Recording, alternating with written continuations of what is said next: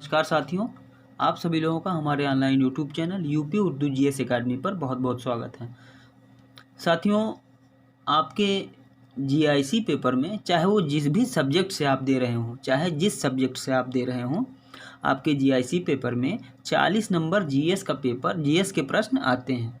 तो उसी के सिलसिले में हमने 3 टेस्ट करवाया था। आज ये चौथा टेस्ट है।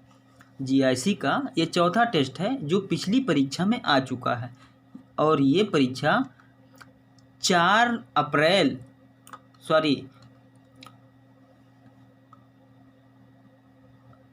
अक्टूबर 2015 में ये पेपर हुआ है। तो चूँकि ये पेपर हो चुका है, पहले 30 नंबर का आता था और अब 40 नंबर का आता है, तो आप लोग इस पेपर को हल करिए और देखिए कि कहाँ कहाँ से प्रश्न पूछे जाते हैं। तो इसी क्रम में देखिए, उत्तर प्रदेश लोक सेवा आयोग राजकीय इंटर कॉलेज प्रवक्ता परीक्षा 2015 में ये लास्ट में हुआ था, अक्टूबर में, 4 अक्टूबर को। तो ये देखिए, पहला प्रश्न है, वीडी सावरकर ने 1906 वर्ष में, मतलब वीडी सावरकर ने 1906 में अभिनव भारती की स्थापना निम्न में से किस शहर में की थी? तो सबसे पहले मैं आपको बता देना चाहता हूं कि ये प्रश्न ही गलत लिखा हुआ है, क्योंकि 1906 में नहीं की थी, 1904 में की थी। और इसीलिए इस प्रश्न का कोई उत्तर दिया नहीं है, लेकिन व्याख्या आप लोग देख लीजिए। वीडी सावरकर ने 1904 में अभिनव भारत की स्थापना नासिक शहर में की थी। ये आप लोग जान लीजिए। व्याख्या मैं इसलिए बता रहा हूँ साथियों कि आपको ध्यान रहे कि वीडी सावरकर ने 1904 में स्थापना की थी अभिनव भारत की, ठीक है, और नासिक शहर में की थी। यानी नासिक कहाँ है? महाराष्ट्र में। ज्ञातव्य है कि 1899 में स्थापित मित्र मेला नामक संस्था ही कालांतर में अभिनव भारत समाज के रूप में प्रसिद्ध हुई। 1899 में एक संस्था बनी थी, उस संस्था का नाम था मित्र मेला, और 1904 में यही मित्र मेला का जो है नाम चेंज कर दिया गया और क्या रख दिया गया? अभिनव भारत। तो किसने किया था? वीडी सावरकर ने किया था 1904 में। अगले प्रश्न पे चलते हैं। जेलबन बिहार मोनेस्ट्री स्थित था। जेलबन बिहार मोनेस्ट्री स्थित था, कहाँ पे स्थित था? पहला, ये प्राचीन इतिहास का प्रश्न है साथियों। देखिए, पहला श्रावस्ती है, दूसरा वैशाली है, तीसरा राजगिरा है और चौथा कौशाम्बी है। तो मैं आपको बता देना चाहता हूँ कि ये श्रावस्ती में स्थित था। श्रावस्ती में, व्याख्या भी पढ़ लीजिए इसकी। जेलवन बिहार श्रावस्ती में स्थित था। बौद्ध ग्रंथों के अनुसार इसी बिहार में भगवान बुद्ध द्वारा धर्म सभा मंडप में सत्य और अहिंसा समेत अपने समस्त उपदेशों का अधिकांश भाग दिया गया था। श्रावस्ती के अनाथ पिंडक ने महात्मा बुद्ध के श्रावस्ती आगमन पर उनके रहने के लिए राजकुमार जेत से इस बिहार को खरीदा था। ये राजकुमार जेत, जरा ध्यान में रखिएगा कि इस बिहार को किससे खरीदा था? राजकुमार जेत से खरीदा था। किसने खरीदा था? अनाथ पिंडक ने खरीदा था। ठीक है, अगले प्रश्न पे चलते हैं। किसके शासनकाल में बड़ी संख्या में भारत में मंगोल बस गए? बहुत ही महत्वपूर्ण प्रश्न है ये। तो पहला ऑप्शन है नसीरुद्दीन महमूद, दूसरा है बलबन, तीसरा अलाउद्दीन खिलजी और चौथा जलालुद्दीन खिलजी। तो आप सभी लोगों को मैं बता देना चाहता हूं कि जलालुद्दीन खिलजी का जब शासनकाल था, उसी समय मंगोल भारी मात्रा में आए थे भारत में और बस गए थे। इसकी व्याख्या देख लीजिए। 1192 ईस्वी में हलाकू के पौत्र अब्दुल्ला के नेतृत्व में लगभग 1.5 लाख मंगोल भारत पर आक्रमण किए, परंतु जलालुद्दीन द्वारा अलाउद्दीन के नेतृत्व में भेजी गई दिल्ली सल्तनत की सेना ने उन्हें परास्त किया।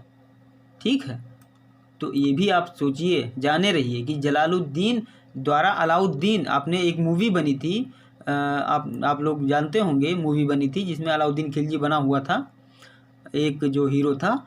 तो अलाउद्दीन खिलजी के नेतृत्व में भेजी गई दिल्ली सल्तनत की सेना ने उन्हें परास्त कर दिया, 1.5 लाख मंगोलों को, और बहुत से मंगोल अधिकारी कैद कर लिए गए। संधि हुई, तो संधि के बाद कुछ मंगोल भारत में बसने का निर्णय लिए। परिणामतः उलगू के नेतृत्व में 4000 मंगोल भारत में बस गए, जो कि नवीन मुसलमान कहलाए।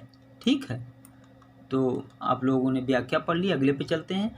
सर्कुलर ए आज़ादी, देखिए ध्यान में रखिए, सर्कुलर ए आज़ादी नामक परिपत्र में किसका नाम जुड़ा हुआ है? पहला GD कुमार, दूसरा रामनाथपुरी, तीसरा तरुणनाथ और चौथा लाला हरदयाल। तो आप सभी लोग ये जान लें कि रामनाथपुरी का नाम जुड़ा हुआ है सर्कुलर आज़ादी से, रामनाथपुरी का नाम जुड़ा हुआ है। व्याख्या आप पढ़ लीजिए। सर्कुलर आज़ादी नामक परिपत्र रामनाथपुरी द्वारा स्वदेशी आंदोलन के समर्थन में जारी किया गया था। अगला प्रश्न है, तकनीकी शिक्षा के लिए पहला राष्ट्रीय विद्यालय खोला गया, कहाँ खोला गया? ये पूछा जा रहा है कि तकनीकी शिक्षा के लिए पहला राष्ट्रीय विद्यालय कहाँ खोला गया। पहला पूना है, दूसरा वर्धा है, तीसरा तेलगांव है और चौथा बनारस है। तो आप सभी लोगों को मैं बताना चाहता हूँ कि इसमें ऑप्शन नंबर सी तेलगांव बिल्कुल सही है। इसकी व्याख्या पढ़ लीजिए। तकनीकी शिक्षा के लिए पहला राष्ट्रीय विद्यालय तेलगांव पुणे में खोला गया। तकनीकी शिक्षा देश के सशक्त मानव संसाधन विकास के लिए अत्यंत महत्वपूर्ण है, क्योंकि यह कुशल जनशक्ति के सृजन में सहायता देती है। तो कहाँ? तेलगांव, पुणे, जो पुणे में है तेलगांव। ठीक, अगले प्रश्न पे चलते हैं साथियों। अगला प्रश्न ये है 6वां। ये पूछ रहा है कि कनाडा में कुल कितने टाइम जोन है। तो आप सभी लोग जानते होंगे साथियों, कनाडा में सबसे ज़्यादा लगभग 6 टाइम जोन है। इसकी वो व्याख्या पढ़ लीजिए।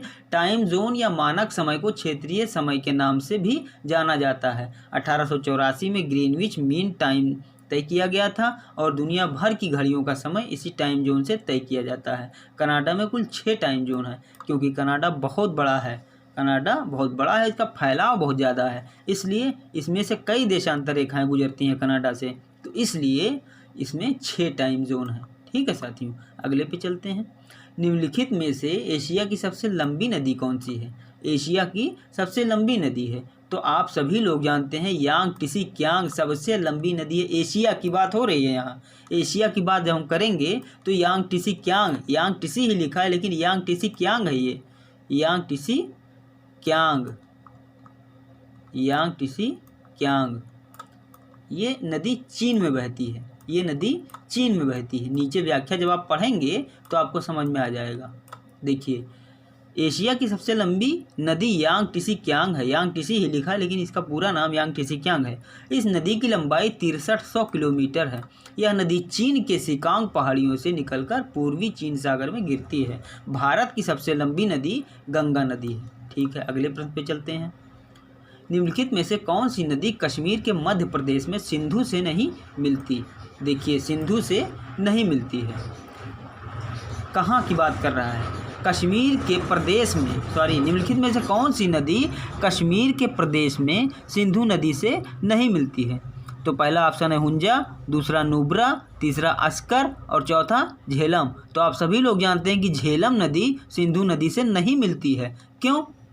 क्योंकि झेलम नदी पाकिस्तान में चली जाती है। ठीक है, तो पाकिस्तान में चली जाती है और चेनाब इसमें आके मिलती है, तो इसलिए यही ऑप्शन बिल्कुल सही हो जाएगा। व्याख्या पढ़ लीजिए। झेलम नदी वितस्ता नदी, झेलम नदी कहते हैं या वितस्ता कहते हैं, उत्तर भारत में बहने वाली एक नदी है। यह पीर पंजाल पर्वत की पदस्थली में स्थित वेरीनाग झरने के निकलकर भारत पाकिस्तान के लगभग समानांतर बहती हुई पाकिस्तान में झंग के निकट चिनाब नदी से, हमने कहा ना चिनाब से मिलती है, तो पाकिस्तान में चली जाती है और चिनाब से मिलती है। इसकी सहायक नदी किशनगंगा है। अगले पे चलते हैं। निम्न में से कौन रबी की फसल नहीं है? ये सारे प्रश्न इंपॉर्टेंट है साथियों, जो भी मैं पेपर करवा रहा हूँ ये सारे प्रश्न इंपॉर्टेंट है और परीक्षा में आ भी चुके हैं। इतनी ताकत रखते हैं कि दोबारा पूछे जा सकते हैं, क्योंकि प्रश्न रिपीटेड होते रहते हैं। तो निम्न में से कौन रबी की फसल नहीं है? गेहूँ, चना, सरसों, मक्का। तो आप सभी लोग जानते हैं मक्का जो है वो रबी की फसल नहीं है, मक्का खरीफ की फसल है। देखिए व्याख्या, मक्का रबी की नहीं बल्कि खरीफ की फसलों की श्रेणी में आता है। इस श्रेणी के अन्य फसलों में चावल हुआ, ज्वार हुआ, बाजरा हुआ, कपास हुआ, ये सारे खरीफ की फसल हैं। रबी की फसलों के अंतर्गत गेहूँ आता है, जौ आता है, चना आता है, मटर आता है और सरसों आता है। तो आगे चलते हैं साथियों। भारत का जनसंख्या घनत्व वर्ष 2000, ये वर्षा नहीं वर्ष लिखा हुआ है, वर्ष 2001 के 1 में कितना था और बढ़कर जो है कितना हो गया है। मतलब ये पूछ रहा है कि जितना था 2001 में उससे जो जितना बढ़कर हो गया है उनमें जो है अंतर क्या है, ठीक है, उनमें अंतर क्या है। तो ये अंतर पूछ रहा है, तो इसकी व्याख्या देखिए। प्रति वर्ग किलोमीटर में निवास करने वाले व्यक्तियों की संख्या को जनसंख्या घनत्व कहते हैं। जनगणना 2001 में भारत का जनसंख्या घनत्व 325 था, जो बढ़कर 2011 की जनगणना में 382 हो गया है, ठीक है। तो पूछ रहा है 2001 में कितना था जिससे बढ़कर 382 हो गया है, तो 325 था, इसलिए ऑप्शन नंबर आपका 1 बिल्कुल सही हो जाएगा। 325.382 यही था। अगला प्रश्न देखते हैं। 2014-15 में ये करंट का है साथियों, इसलिए इसको छोड़ते हैं, अगले पेज पर चलते हैं। तो अगला प्रश्न देखते हैं साथियों। अगला प्रश्न है 2013-14 में भारत में सकल प्रजनन दर का मान क्या था। ये करंट का प्रश्न है, इसको भी छोड़ते हैं। करंट इसलिए छोड़ते हैं क्योंकि आपको 2021 का करंट अलग से पढ़ना पड़ेगा। अब 2014 वाला या 15 वाला करंट नहीं आएगा। आगे चलते हैं। ये प्रश्न देखिए कि भारत में केंद्र सरकार के कर्मचारियों के महंगाई भत्ते का निर्धारण का आधार क्या है। भारत में केंद्र सरकार के कर्मचारियों के महंगाई भत्ते में निर्धारण का आधार क्या है। तो इसमें पहला ऑप्शन है प्रति व्यक्ति आय, दूसरा थोक वस्तु कीमत सूचकांक, तीसरा उपभोक्ता कीमत सूचकांक और चौथा जीवन निर्वाह सूचकांक। तो आप सभी लोग जानते हैं साथियों कि उपभोक्ता कीमत सूचकांक ही निर्धारण है। अभी जो उपभोक्ता कीमत सूचकांक ही महंगाई भत्ते का निर्धारण आधार है। तो इसकी व्याख्या भी देख लीजिए। उपभोक्ता कीमत सूचकांक द्वारा केंद्र सरकार के कर्मचारियों के महंगाई भत्ते का निर्धारण किया जाता है। इसकी माप खुदरा कीमतों के आधार पर किया जाता है। तो अगले पे चलते हैं। 2 जून 2015 को किस देश ने ये भी करंट अफेयर्स का ही प्रश्न है। तो 3 करंट अफेयर्स के प्रश्न हो चुके साथियों। अगले पे चलते हैं। निम्नलिखित में से कौन सा भारत में 13-14 में सबसे अधिक लाभ अर्जित करने वाली कंपनी थी। ये भी करंट का ही प्रश्न है, इसलिए ये भी छोड़ते हैं। 4 प्रश्न करंट के हो चुके। 16वां देखिए, चीन के द्वारा हाल ही में शुरू किए गए, ये भी हाल ही में पूछ रहा है, मतलब उस समय का करंट है ये, तो ये अभी नहीं आएगा, हमको करंट अलग से तैयार करना पड़ेगा। करंट के 5 प्रश्न हो चुके हैं साथियों। 17वां है, पश्चिमी उत्तर प्रदेश में भूजल स्तर चिंताजनक रूप से नीचे जा रहा है, किस जिले में अधिकतम कमी देखी जा रही है। ये प्रश्न है। अच्छा, तो ऑप्शन नंबर 1 है गाजियाबाद, बी है नोएडा, सी है मेरठ और डी है लखनऊ। तो इन चारों ऑप्शनों में मेरठ, आपको मैं बता देना चाहता हूं साथियों कि जो मेरठ है ये पश्चिमी उत्तर प्रदेश का ऐसा ज़िला है जहां पर भूजल स्तर बहुत कम चला गया है, चिंताजनक है। तो इसकी व्याख्या देख लीजिए। उत्तर प्रदेश के पश्चिमी क्षेत्र के ज़िलों में भूजल स्तर में कमी देखी जा रही है। सर्वाधिक कमी मेरठ ज़िले में है। यहाँ के जल स्तर में 91 सेंटीमीटर की वार्षिक कमी हो रही है। तो इसका आंसर क्या हो जाएगा, ऑप्शन नंबर सी मेरठ। 18वां है, फ्रिस्बी क्या है। पूछ रहा है कि फ्रिस्बी क्या है। तो आप सभी लोगों को अगर पता हो तो ठीक है, नहीं पता है तो मैं बता दे रहा हूँ कि मैं बता दूं साथियों कि जो है 18वां का जो पूछा गया फ्रिस्बी, वो फ्रिस्बी एक खेल है। फ्रिस्बी क्या है, एक खेल है। इसकी व्याख्या देख लीजिए।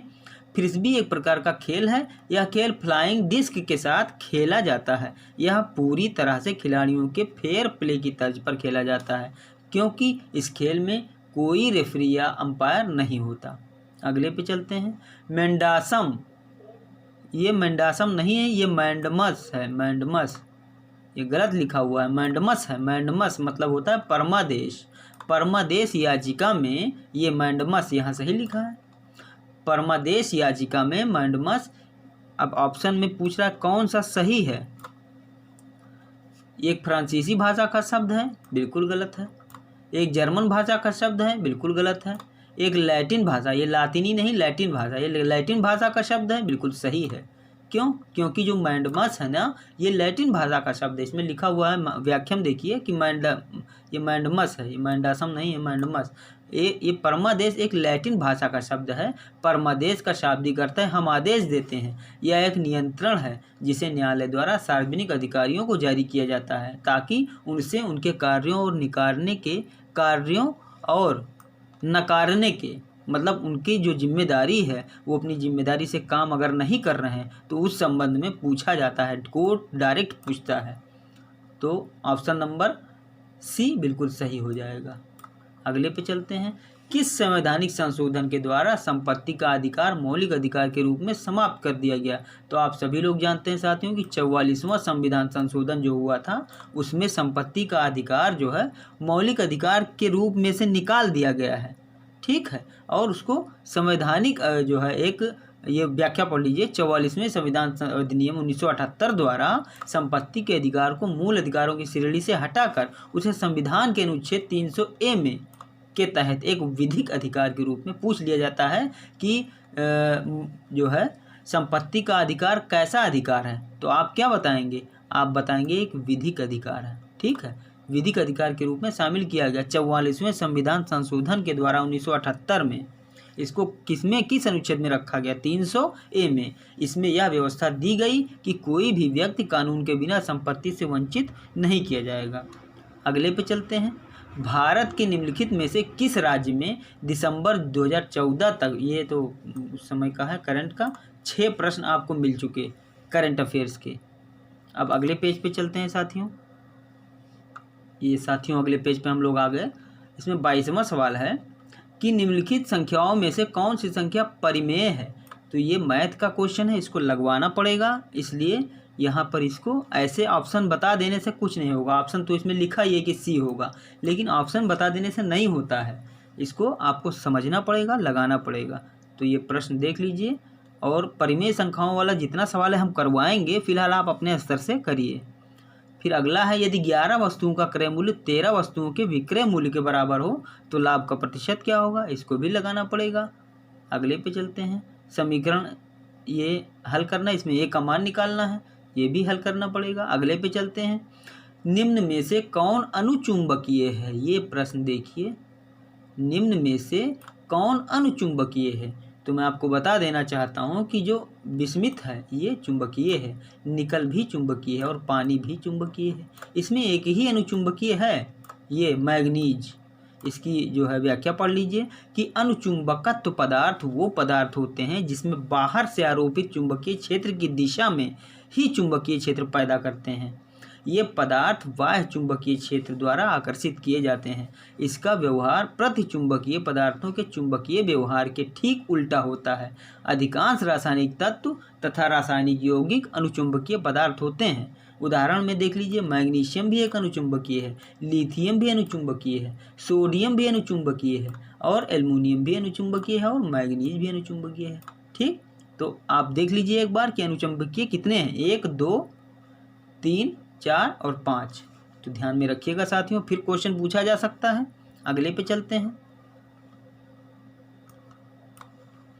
तो इसमें पूछा गया है, ऊंचाई ट्रांसफार्मर में क्या घटना है? ऊंचाई ट्रांसफार्मर में क्या घटना है? तो इसमें साथियों ऑप्शन नंबर बी बिल्कुल सही है, धारा।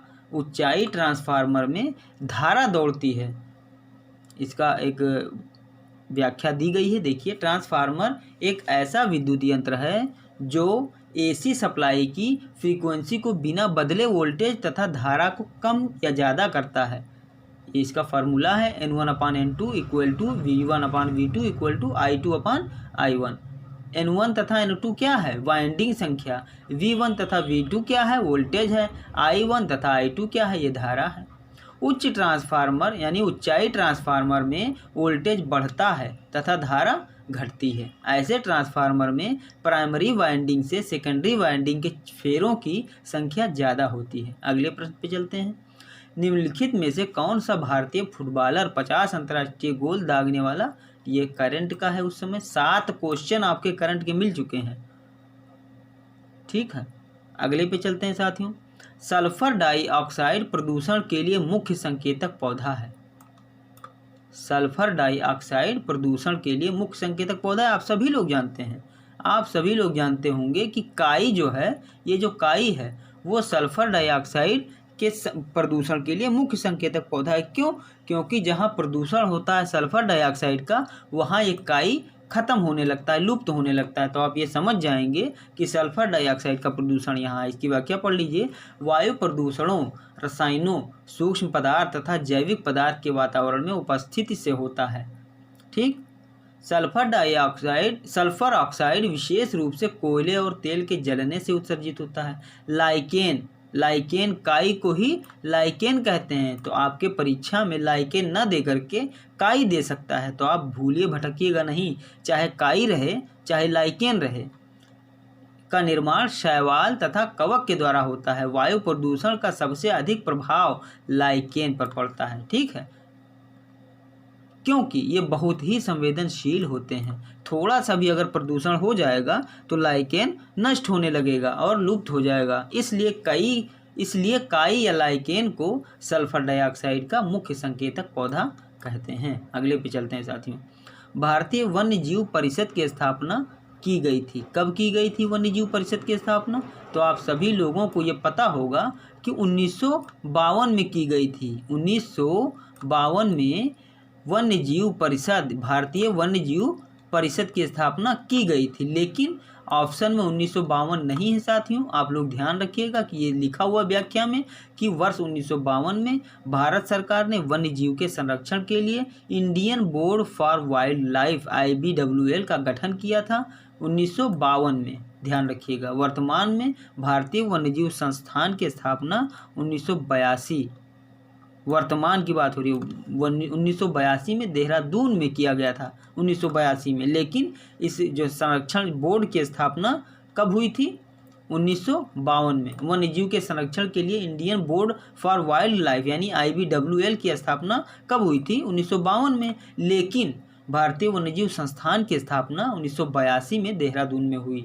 यह संस्थान प्रशिक्षण पाठ्यक्रम, अकादमिक कार्यक्रम के अलावा वन्य जीव अनुसंधान तथा प्रबंधन के लिए सलाहकारिता प्रदान करता है, ठीक है।